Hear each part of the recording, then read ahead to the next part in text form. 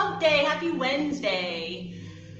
How's everyone doing today? First Wednesday of calendar spring.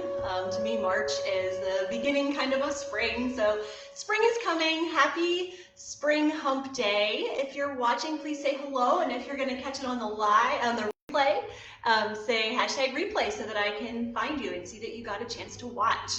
How's everyone feeling today? I know with the change in the weather and the sunshine here in Central Ohio, feeling a little spring in my step more than I felt the last couple of weeks. Hi, I see a couple of you there. Hello, hello. Today I want to talk about, I'm calling it spring cleaning, but really we're going to talk about compensatory patterns in the body. So when one part of the body is doing more work than it needs to do and another part of the body is doing less work than it should be doing, that's essentially in a nutshell what a compensatory pattern is, when we compensate based on essentially assumptions that our body is making. So that brings me to a quote that I want to share with you. And I always think of this quote around this time of year because it really reminds me of spring cleaning. And that's kind of what I want to focus on today in our body, is how can we kind of clean out these deep-seated, gunky sort of compensatory patterns. So the quote is short and sweet, and it says, "Your assumptions are your windows on the world. Scrub them off every once in a while or the light won't get in."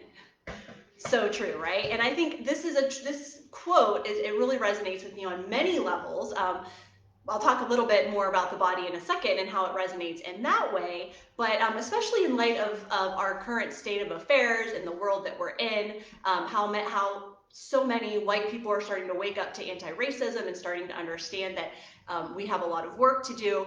So our assumptions have been sort of sloughed off, and now we can see things a little bit more clearly. And I want to talk about how that relates to the body. So let's talk first about a couple of images that I posted. I'm going to show you on my phone. There's two different ones that I think are really, really, really telling. Here, let me, okay, there we go. So you can see there, it shows a picture of a man sitting with nothing in his pocket. And then it shows a picture of a man sitting with a wallet essentially in his pocket. And it shows what it does to the pelvis when you sit with an object in your back pocket. So this is a way that a lot of people, especially people that carry wallets in their back pocket, develop compensation patterns. Their pelvis tips one way to accommodate the mass that they have in their pocket, and therefore the rest of their body has to accommodate. I'll break that down for you in a minute. Let me show you one more photo. I just posted this one, so you might not have seen this one yet. Sorry about all that glare. Hold on. There we go. So this is an x-ray. As you can see, this is actually from my wonderful chiropractor, Mary Jo Marafa. This is an x-ray of a skeleton carrying a bag. Look at what happens to that skeleton. So in order for the bag to not fall off the shoulder, the person has to kind of lift one of their shoulders, right? So what happens if they lift one of their shoulders? Well, let's break this down. We're gonna take both of those examples and kind of troubleshoot through them and see if we can see how these things really sort of domino effect through our body. So let's see if you can you still see me? Almost all of me here. Let me just do one more little adjustment. Okay, so let's take, for example, the bag scenario. So say you have a bag on your shoulder, and in order for it to not fall off, you have to hold that shoulder up. Well, what's going to happen with the rest of your body? If you just walk around like this all day, you might start to feel like you're going to kind of tip over, right? So what do you do to compensate? What you do is you probably are going to end up lifting this other hip to balance out the lower part center of gravity with the upper part center of gravity so that you don't tip over. So say you walk like this every single day and you carry your bag on that shoulder every single day. Even when you're not carrying your bag, you will start to walk like this. You will start to internalize and embody that compensatory pattern, and it will become part of your new movement patterning. Now, similarly with the wallet example. So say you are are someone who carries a wallet in your back pocket, and you often are sitting with something under your hip, okay? So you're sitting like this. Now what happens, move this stuff out of the way, what happens if you don't compensate? You fall over again, right? So same as the first scenario. So what do you have to do to compensate so that you don't fall over? Boom, you have to lift that other shoulder. So now, once again, you have, you're kind of going in this like sort of ricochet pattern throughout your body where this is folding that way, that's lifting that way. Everything is doing something that it's not really designed to do, just so that you don't fall over. So actually those two scenarios, even though one starts with a hip hike, the other one starts with a shoulder lift, they actually result in very similar compensatory patterns. So I want to just share quickly with you a little bit about how compensatory patterns have affected my life and my body and my movement. Some of you know, and I'm not going to talk in great detail about this, I'll probably do another live about this at some point, but some of you know that I was in a car accident as a small child, and that started a lifetime of compensatory patterns for me. In my situation, there was an impact from the side, and because I could see it coming, I did a major brace. Like I saw it approaching, and I was like, oh no, it's approaching. And I basically got stuck in my left side. Even long after I had healed, I no longer, the stitches were gone, the blood was gone, I didn't have any more obvious issues. However, my body was making an assumption that it still needed to protect me. And the reason it was making that assumption is because I didn't do anything to tell it otherwise. So it was basically acting on this assumption that it still needed to brace and protect me. I went through my entire life with that compensation pattern, including my dance career, my dance education in college. I always wondered why I could turn really beautifully on my left side and I could not turn at all on my right side. My right side turns, I would just fall right over, and I never could understand why until years later when I started to recognize this compensation pattern in my body. The reason I couldn't turn on my right side is because all of my weight was still over on my left side, even if I was balancing on my right foot. So that's kind of an example of how we internalize these compensation patterns, and you may have your own reason or version of a compensation pattern. They're of course not all based on bags and wallets, so there's lots of reasons that we can develop these assumptions in our body. The biggest one would be some sort of injury or accident, like I experienced an impact injury, a fall, any kind of car accident where there's like a whiplash situation. And sometimes it's just from other kinds of trauma. It can be from emotional trauma or other types of physical trauma where our body feels like it needs to do something to help us. And then again, after we've moved past that issue, that defining issue, our body assumes that it needs to keep doing that. So I'm not going to unpack today how to completely eliminate compensation patterns from your body. It's almost impossible to completely eliminate in a short session especially. It's an ongoing, lifelong thing. I see Carrie here. Hey, Carrie. How you doing? She habitually rests her left elbow arm on her desk while using a mouse with your right hand. Ah, good point. And I think this is a big cause of habitually lifting my right hip. Absolutely. That is very insightful and wise, Carrie, that you are already able to identify that. So another big cause of these compensatory patterns, it's definitely related to computer issues, tech neck issues. This action of scrolling, it seems like it's nothing. It seems like it's such a minor thing, but over time, repetitive stress, that chain from your scrolling finger travels all the way up the arm, all the way up into the shoulder, into the neck, into the jaw. And yeah, I find myself doing the same thing, Carrie. If you are hanging out over here and scrolling over here, then yes, your rib cage is in a similar tilt to what we talked about with the bag and the wallet. So yes, you're probably right, Carrie. You said cause of lifting your right hip. So probably let's sort that out. So I'm assuming you scroll with your right hand. If that's incorrect, Carrie, let me know. But if you're scrolling with your right and your left elbow and arm are here, what's going to happen? How are you going to not fall over? Probably you have to find a way to lift yourself up, right? So you can really, once you start to be aware of these tendencies, you can follow that sort of ricochet pattern through your body and figure out where's the compensation happening, Why is it happening? Sometimes it's happening for a reason that's still valid. So of course, when we have any kind of injury, a great example is when if somebody like breaks a leg, they're in a cast, or even if they just have a boot or something like that where they're not able to wait there entirely on one side, huge compensation patterns will develop. In the sort of wake of the injury, it's necessary, right? Like if you need to walk and you can't walk on one foot, you're going to put more weight on the other foot. So compensations have merit for sure, but the problem becomes when our body holds on to the assumption that we still need to compensate. So of course, as you know, for anyone who has rolled with me or worked with me in the past, a lot of this work is about sort of digging deep, troubleshooting, figuring out how things began and how we can unwind them. So I just want to share a couple of really easy little movement things that you can do today that will at least start to shed light on what your compensation patterns might be and will at least start to bring awareness to your own patterning. So I want to use a couple of different, actually what I'm going to show you can do without props or with props. I'm going to kind of do both. The first one I want to do is standing. So let me actually do what I did before so that you can get a good full view of me back there. So what I want you to do, if you happen to have Yamana foot wakers, that's awesome, grab them. If you don't, you can still do this.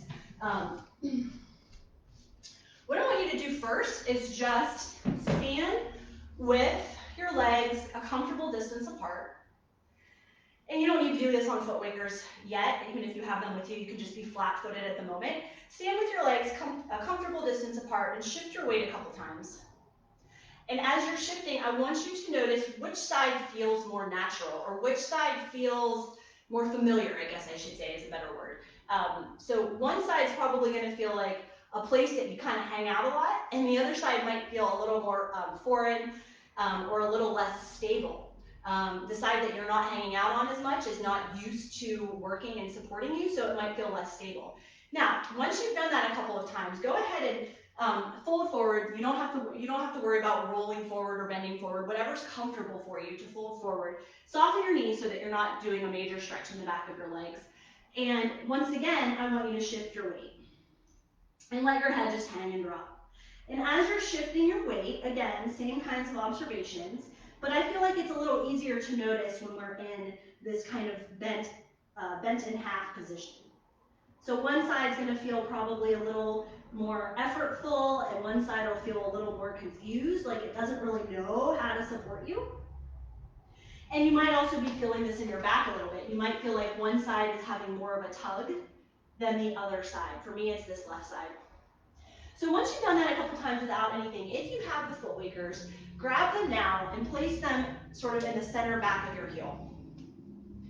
If you don't have the foot wakers and you're interested, get a hold of me. I do have them in stock. They are amazing. Okay, so same thing here. I see that the top of my head's cut off, but you don't need to see that anyway. So the same thing here. Now shift your weight side to side.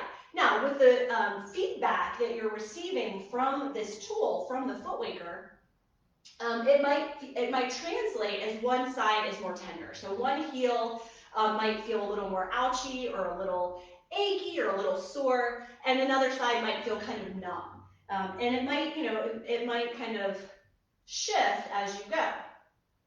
So I just want you to feel the difference between the two sides. Now let's take this same concept to a seated position. So now you can do this again without balls if you don't have them. If you have your black balls, have those handy. So now we're going to do the same thing, but with the sit bones as the focus instead of the feet. So again, this is a whole other topic, a whole other live, but if you've ever worked with me before, you know that I talk about how the sit bones are like your feet when you're sitting. So when you're seated, your spine really doesn't know or care if you're standing or seated as long as your sit bones are in the proper alignment, and they act as your feet. For your spine. In the relationship to your spine, your sit bones act as your feet. So when you're sitting here, and I'm on the floor, so my legs are out in front of me, but you could sit in a chair or on a sofa or whatever. So as you're shifting, same thing. Does it feel like one side is kind of able to drop into the surface a little bit easier? Does it feel like one side is lifted up? For years, when I would sit in any position, I would feel like I could only feel one sit bone. Guess which one it was? My left one, of course, because I was stuck over on my left side. That sit bone was digging down in, and of course what that did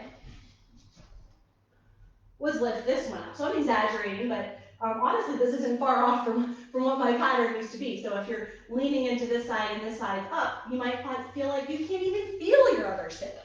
So here's how you can start to feel that. Again, the Yamana tools act as feedback. So if you take one ball each under each sit bone, now you have this kind of stationary object that is your reference point. It is the point for which your body will organize around. So same thing here, leaning into the side. Now that you have something to actually kind of root into or kind of ground towards, now you might find it easier to drop one of whichever sit bone was kind of up in the air. And of course, you know, not everyone is going to have that hip height, but I think it's a really common one that I see. So that's why I kind of chose that one to talk about today, because I see it just constantly. So, you know, you just kind of go back and forth. And then if you want to take it further, send your hips behind you. Let the balls come into the thighs. I'm kind of at an angle, so hopefully you can see the balls here. And take a look at your legs.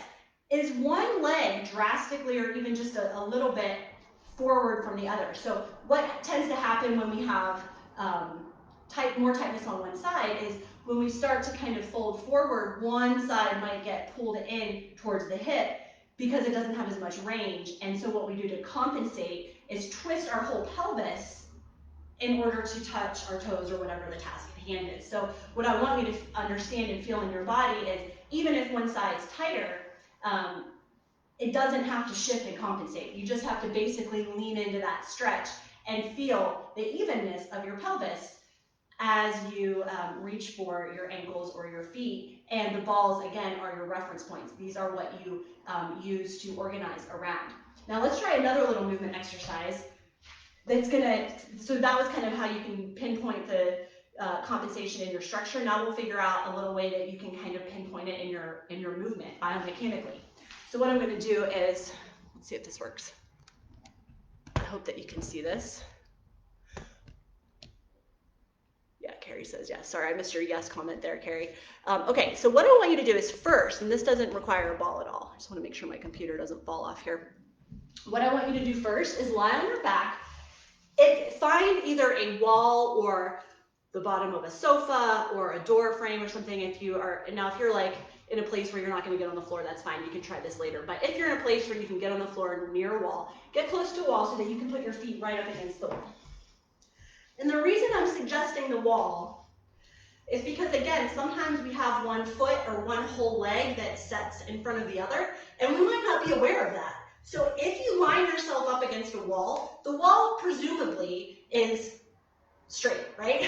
So if you have your feet on the wall, you know that they are set up in the same plane, so to speak. So now what I want you to do is, I have my feet up a little bit. You can have yours lower if you want. I want you to take a breath and then just start to push your body away from the wall. So you're pushing your feet into the wall and sliding back. If you're on carpet, it might be a little more challenging, but try it anyway. Once you've done it once, I want you to come back and try it again. And this time, I want you to really tune into a few different muscle groups. I want you to think about your belly muscles, your glute muscles, and fronts and backs of the thighs. So just really bringing your awareness to those places. Take a breath in. As you exhale, once again, push away. And I want you to notice for yourself, and if you want to share here in the comments, you can. Was there a side that initiated that? Was there one side that was dominant, that was kind of like, okay, I'm going to start this action. I'm going to be the first to initiate. I'm going to push off the wall, and then the rest of my body can come with me. Was there a side that did that for you? Most people, I find that is the case. For me, absolutely. If I'm not thinking about it, it's my left side that always wants to start everything. It's very gung-ho, that left side. My right side is kind of like, well, whatever, you know.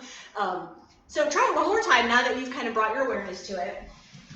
And see if this time you can do this action with equal effort on both sides. So again, your feet are starting at the same spot. You're going to take your breath. As you exhale, find that initiation equal to both sides and feel how connected that is. Feel how put together that is.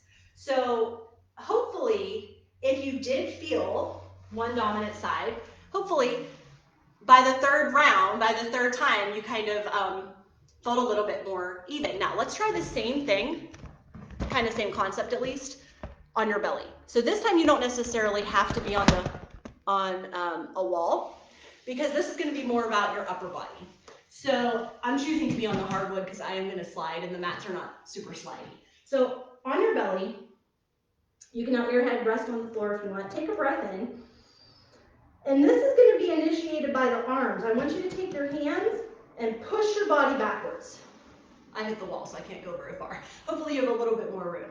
So you pushed your body backwards. Now, after having done that, just think for yourself, did you notice, maybe you did, maybe you didn't, but did you notice one shoulder or one part of your back or one part of your chest initiating that? Was there more of a catalyst on one side than the other? Try it again for yourself. I'm going to move a little bit more forward this time so I don't hit the wall. Take a breath in. Make sure your hands are at the same starting point. So basically right under your shoulders. Exhaling and once again sliding and seeing if you can find equal effort in both arms. Now, for our third time, you can try the opposite way. You can try kind of like army crawl or army pull. So let your head rest down, hands under your shoulders, take a breath in.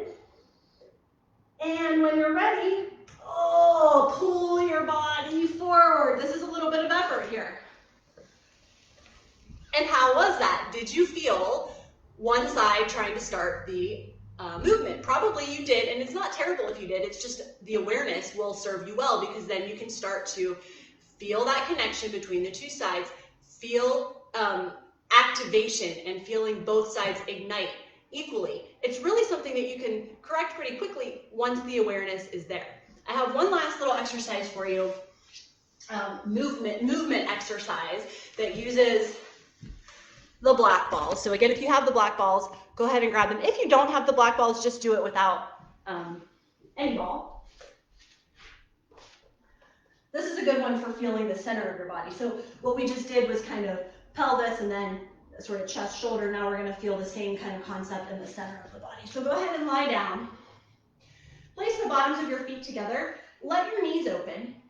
And then take one ball each in the side of the hip joint. Now, I'm not going to go into great detail about the anatomy of the hip joint, but suffice it to say that it's a very long, skinny joint. So when I say the hip joint, I could really mean anywhere from down here all the way up to about here. That's still my hip joint. So I just want you to pick a place that feels resonant to you, where it feels really good, and try to make it so that both balls are in the same place in the hip, so that you're not, you don't want one ball, here, hold on.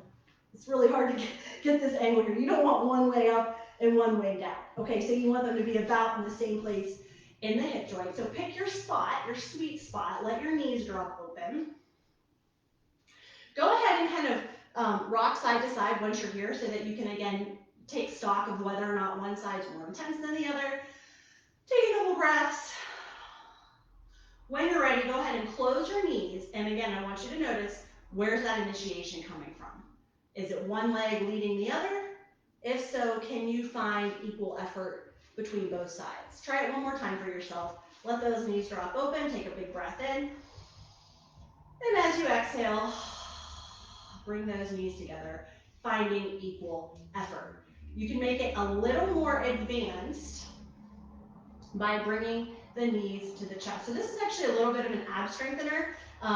Again, a whole other live that I could do, but right now we're not going to be focusing on the strengthening so much, rather we're focusing on equal effort. So you can even put your hands kind of right on your belly where your hip flexors are, so that you can feel them initiate. So what I want you to do is we're going to take a breath in, and on the exhale, you're going to pull your knees into your chest, keeping those balls in the hips, because again, those balls are your points of feedback.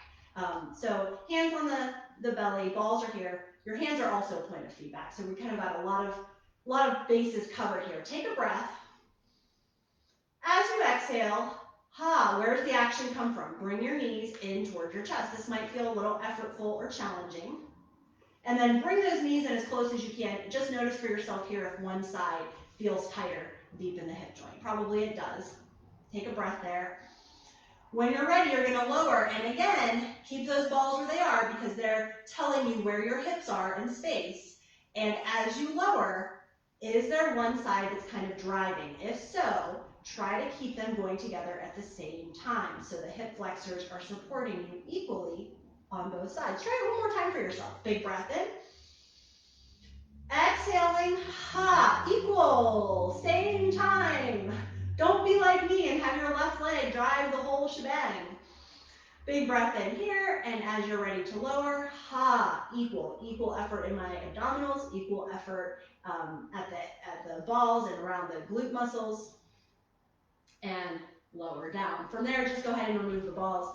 Stretch your legs out if you want to do any kind of arm stretches here. This is a good time to do it as well. And try to feel, even without the balls, those hips at the same point on the mat. So we're not all hiked up one way or the other way.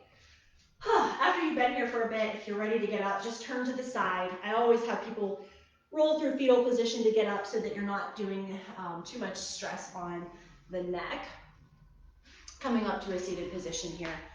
And let me know how that went for you. So when you did any of those, the wall pushes with the legs and or the hands, and then also the leg lifts, did you feel that there was one side that was really kind of dominating that? And if so, take note of it for yourself, because this is how we start to kind of peel back the layers and uncover what's happening and what's creating. Sometimes it turns into really long-term acute pain. So the sooner that we can start to identify our compensation patterns, the better off we'll be forever. So that's all I have today, but I want to remind you that if you have compensation patterns, especially in your upper body and your neck, etc., come to my free Check Your Tech Neck Challenge, which is happening 2 weeks from Monday, March 15th through the 19th. So 2 weeks from today, we'll be in the midst of it. So we have one more week before that starts. It's totally free. Invite your friends. If they're not in our group, they need to be in our group. So do invite your friends to our group so that they can take advantage of the free workshop. It is packed with value. So it is really high value, very high content level, and I'm really excited to share it with you guys, and it will help you with your compensation patterns. So that's it for today. Go forth and enjoy this spring, and I will see you next week, same time, last week before Check Your Tech Neck Challenge. Thanks. Bye, everyone.